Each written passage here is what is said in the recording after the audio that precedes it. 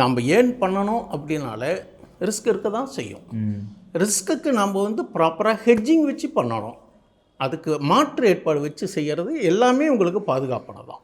நீங்கள் ஒரு ஸ்டாக் மார்க்கெட்டில் இன்வெஸ்ட்மெண்ட் பண்ணுறீங்கன்னா அதுக்கு ஹெட்ஜிங் பேரலாக ஒன்றா கோல்டு அல்லது பாண்ட்ஸு இது மாதிரி பண்ணணும். நீங்கள் வெறும் ஸ்டாக் மார்க்கெட்டில் போகிறது, வெறும் ஸ்டாக் மார்க்கெட்டில் மட்டும் இன்வெஸ்ட் பண்ணுறம்போது அது கரெக்ஷன் வரும்போது அது இறங்க தானே செய்யும். அதிக விலையில் ப்ராஃபிட் புக்கிங் வரும், லோயர் லெவலில் அக்ரஸிவ் பையிங் வரும். நாம் என்ன பண்ணுறோம், விலை நல்ல டாப்பில் இருக்கும் ஒரு ஸ்டாக்காக இருக்கட்டும் இண்டெக்ஸாக இருக்கட்டும், என்ன நம்ம நினைக்கிறோம் இதுக்கு மேலே ஏறும்னு நாம் நினைக்கிறோம்.